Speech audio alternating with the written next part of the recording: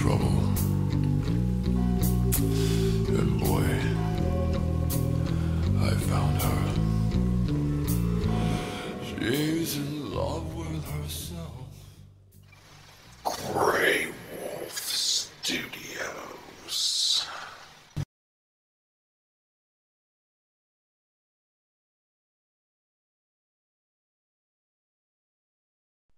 What's up, guys? It's me, Grey Wolf, back to do another video here for you. This is my high-speed Rustler 2.2 edition. I've gone through several different phases with the high-speed Rustler. 1.0, if you will, was just basically was just gearing it down using 1/10 scale electronics. You know, I lowered the gear ratio basically to see how fast I could make it go on 1/10 electronics. And 1.5 was kind of an extension of that. That was where I went to, it was basically the same setup as the 1.0, which was a lot more stock back then.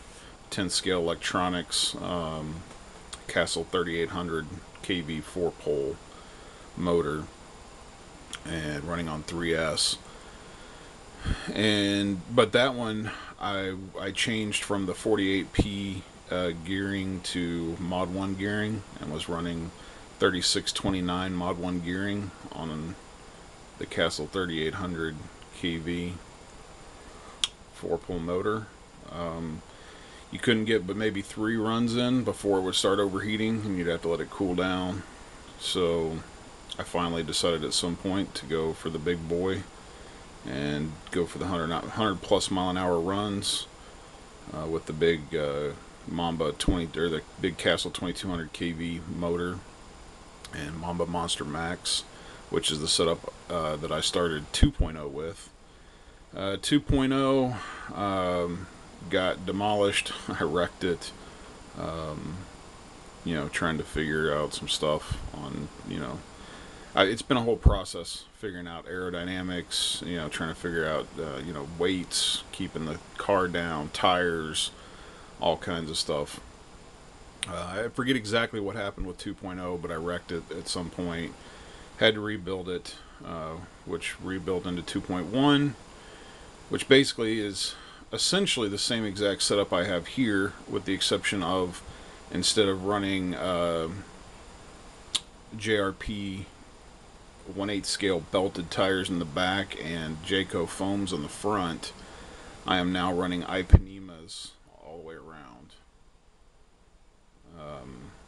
I blew out a JRP rear tire, which caused the Rustler to go careening into a curb, which caused in a rebuild again, which is the 2.2 that you see before you.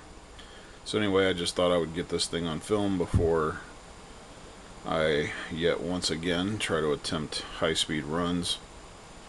The mistakes, one of the big mistakes I was making earlier was trying to run on public streets. Basically what the deal is with that is either there's too much traffic, which I've wrecked trying to avoid getting my kit run over and totally demolished, and part of the problem is, even on wide streets, parked cars sometimes can become hazards. So before I do any more runs this time, I've staked out a couple of different places that I'm going to try. A couple of really big parking lots that during the weekends are typically empty, and I'm hoping there, at least if something malfunctions, it doesn't destroy it and have to spend $80 to $150 rebuilding it. So anyway, hopefully I'll eventually finally get some really good running footage of this thing in. I know I've been promising it for a long time. Unfortunately, I keep wrecking before I get any real good footage. So but the whole thing's been a learning process. I feel like I've got a pretty good handle on it now, so we'll see. Anyway, enough of my jabbering. I'll just dive right into the car. For those of you that have never seen it before, it was a Rustler VXL Of course, it's still a Rustler, although it's heavily modified. One of the first things you'll notice is on the back of this, I have areas. Let's see if I can get good shots of it. I have areas like this, over there, all up in here. These are all holes cut in the body to basically keep air from pushing up. See, basically air comes in, you know, up underneath here, and a lot of it gets pushed up against, you know, all the air is coming up in like this and pushing up against that lid, and essentially it acts like a parachute, and eventually it'll lift off the ground once you get going too fast.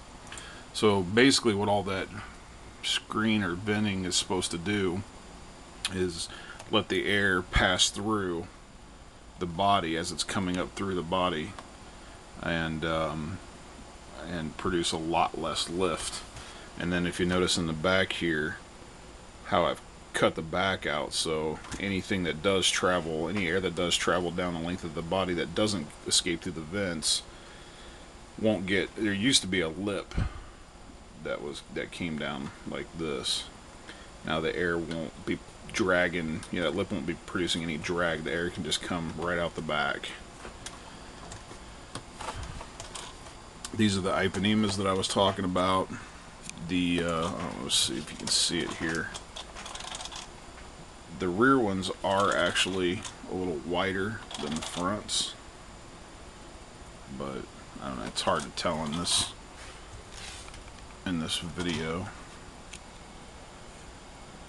And anyway, I got a little mini spy keychain cam velcroed to the front of this thing. I don't use this during the high-speed runs. I use this more for messing around, but it's just Velcro. It's industrial strength Velcro. I probably actually could leave it there during the high-speed runs, but it would mess with the aerodynamics. But I just use that when I'm messing around and I want to capture some onboard video. Let's see. The next thing would be the front. A lot of different stuff going on here in the front. Actually, let me just go ahead and pull this body off here so I can show you guys better.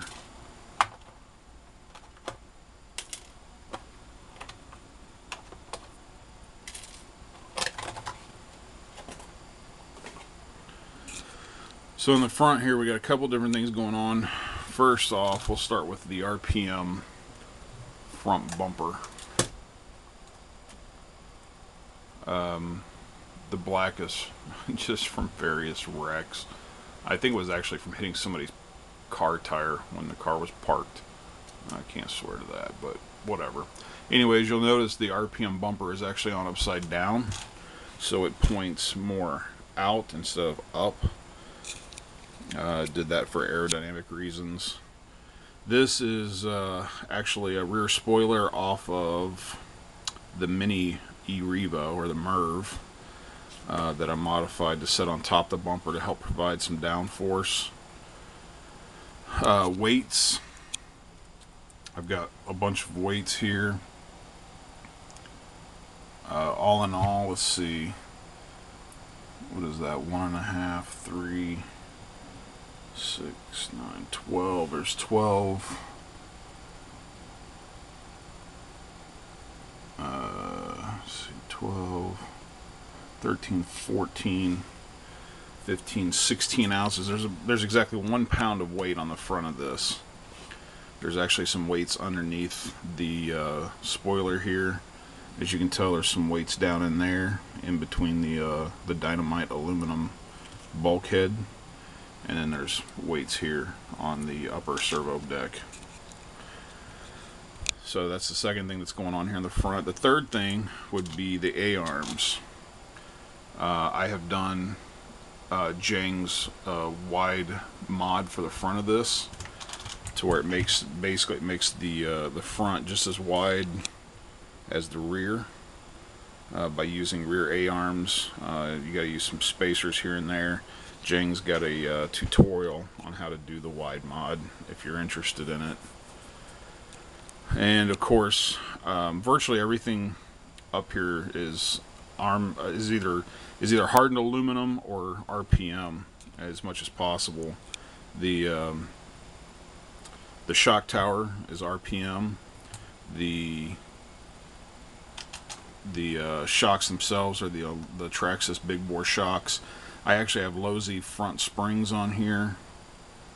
On the rear, I'm actually running a set of Integi, really stiff Integi springs.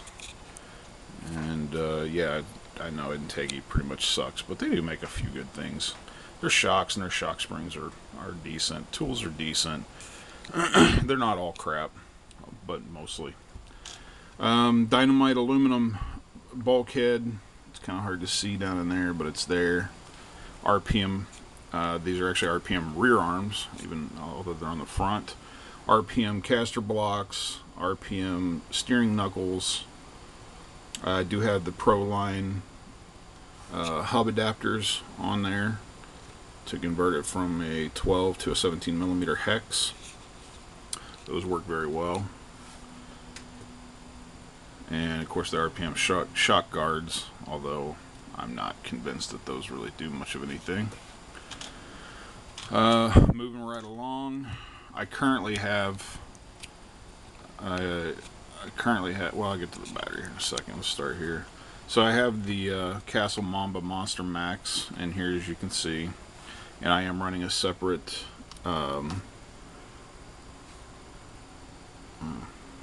it's out of focus. I am running a separate Castle BEC down here, as you can see, the 10 amp one, and which actually does help dramatically with the with the heat. And this MMM doesn't build up nearly as much heat as it used to. I have a Garmin Forerunner 301 to GPS to measure the top speed, and it's just connected via industrial Velcro also. But industrial strength Velcro is like amazing. It really is just super strong. And then let's see, the Lipo that I've currently got in here, I've cut a couple holes in the chassis, ran some double-sided Velcro through there to hold the big 6S packs in place. This is a Skylipo 4400. I normally only run with 5000s, but for some reason Hobby Parts can't seem to keep anything in stock, so I was in need of a good 6S battery. They didn't have anything in the Gens Ace, and this was the closest thing they had in the Sky Ace, so I went ahead and got it. It's actually a pretty good battery, even though I wish it was the 5000 milliamp version. As you can see, I've had to mod the let's see if I can get this out of the way a little bit here. As you can see, I've modded the battery tray, or not really modded. Well, I guess I did mod it because I cut out the back piece here to create more room for the 6S packs. I also took off the plate where the ESC used to sit, and I lined the bottom and the front and the back with big pieces of foam, because I actually lost, the whole reason I bought that Skylipo over there was because I lost a 6S battery pack in a wreck, because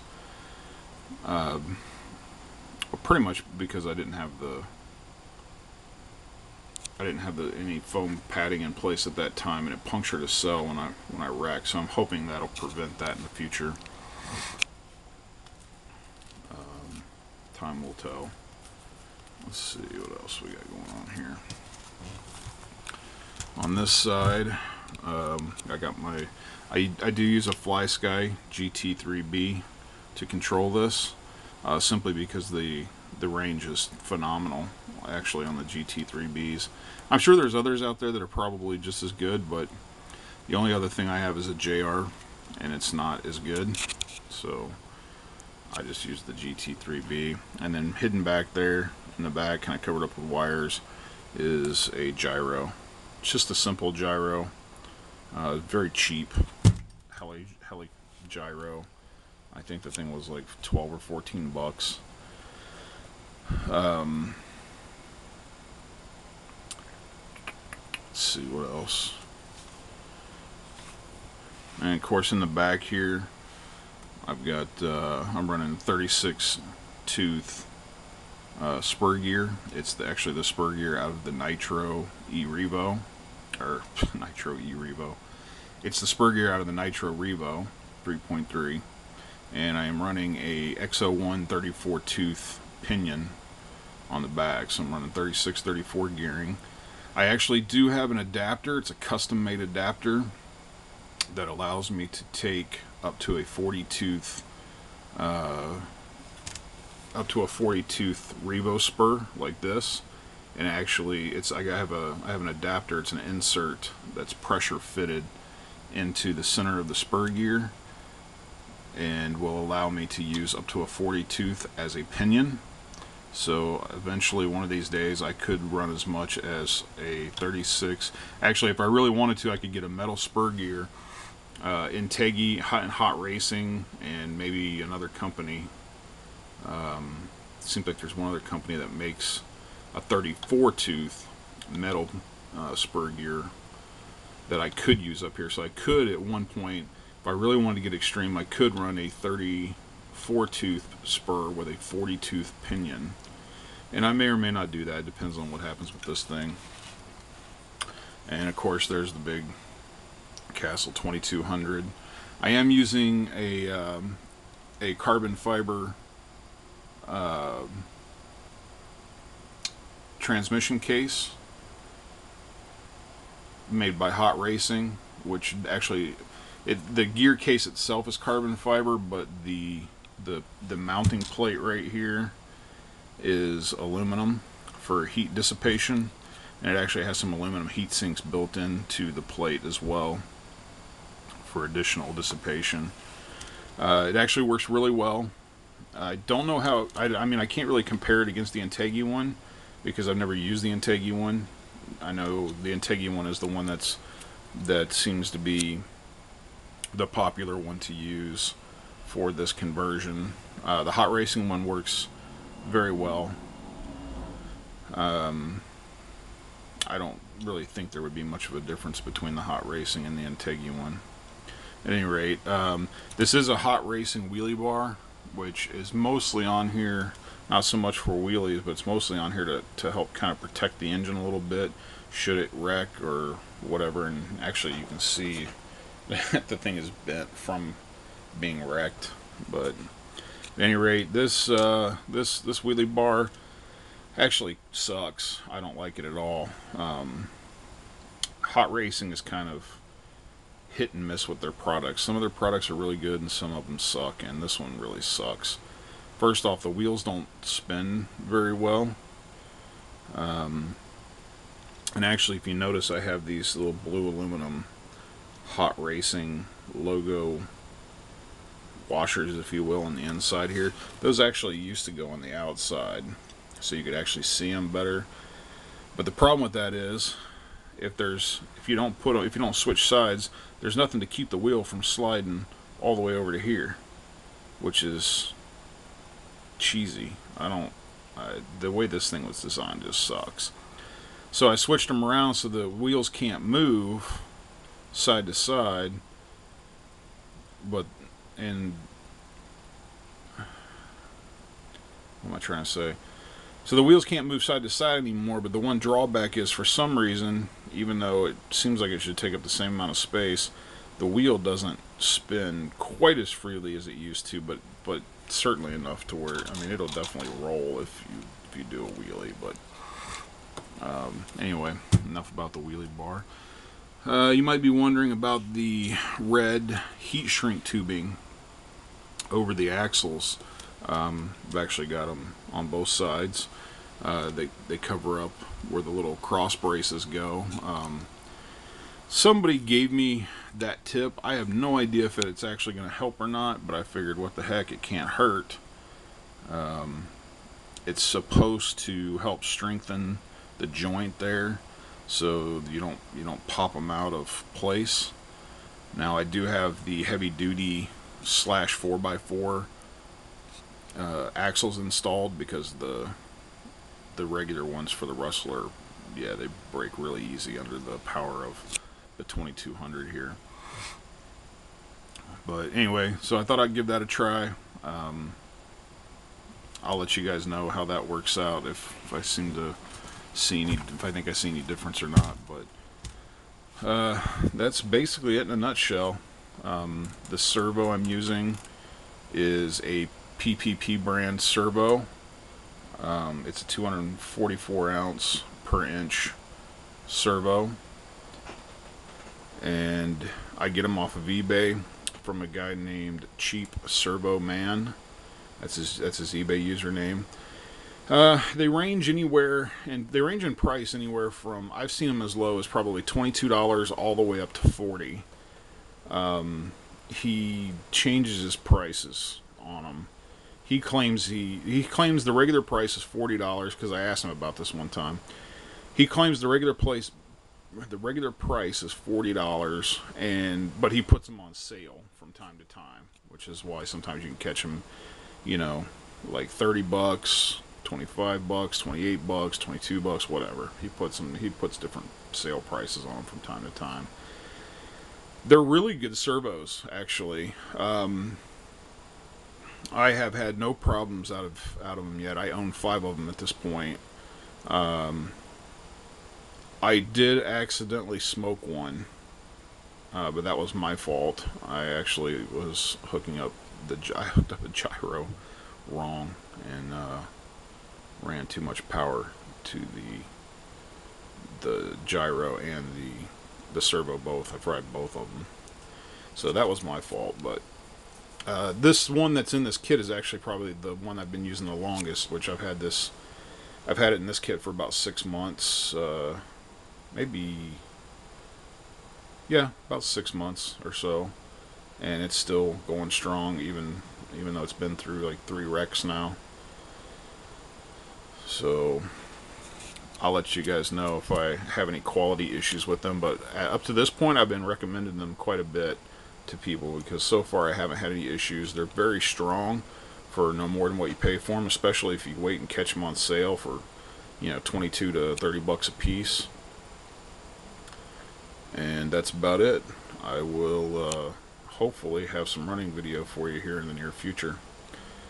So anyway, if you have any questions or comments about this kit, or about any of my videos, pictures, whatever, please get a hold of me at www.facebook.com/GrayWolfStudios74, or you could also drop me a line at GrayWolfStudios74@gmail.com.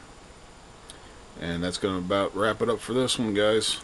I will be back with running video, hopefully this time, because I'm tired of putting money into this. So, peace.